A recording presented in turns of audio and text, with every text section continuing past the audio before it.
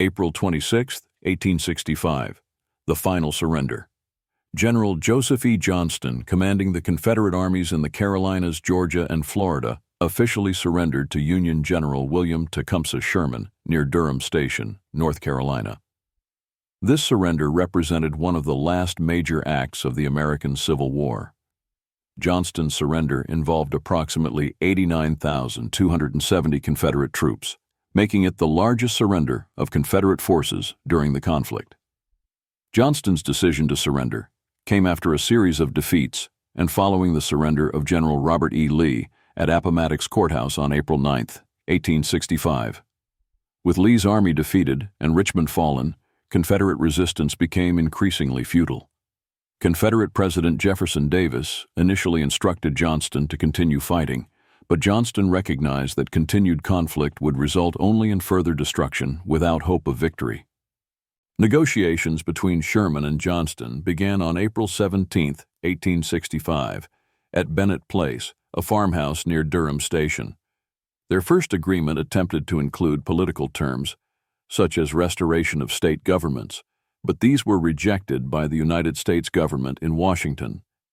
Secretary of War Edwin M. Stanton and President Andrew Johnson demanded that only military terms be accepted. As a result, a revised agreement was signed on April 26, 1865, mirroring the terms offered to Lee at Appomattox. The terms of the surrender allowed Confederate soldiers to return home after surrendering their weapons and agreeing not to take up arms against the United States again. Officers were permitted to keep their sidearms and personal possessions.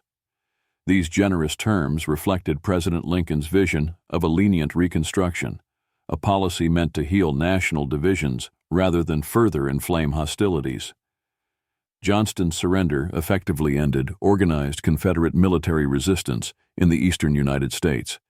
It preceded additional surrenders across the South, including General Richard Taylor's surrender in Alabama and General Edmund Kirby Smith's surrender in Texas.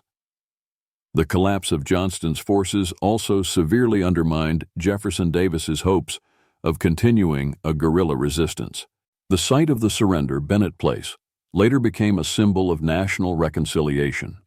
Today, it is preserved as a state historic site in North Carolina. Visitors can learn about the importance of Johnston's decision and the efforts by both sides to end the war with dignity and without unnecessary bloodshed. General Joseph E. Johnston's surrender on April 26, 1865, stands as a pivotal moment in American history. It demonstrated the end of large-scale hostilities, marked the near conclusion of the Civil War, and opened the door for the beginning of Reconstruction. The event's legacy continues to influence understandings of military honor, surrender terms, and national healing in the wake of civil conflict. For enthusiasts of historical ephemera, visit history-collectors.com to find collectibles that might complement your collection. You can own a piece of history.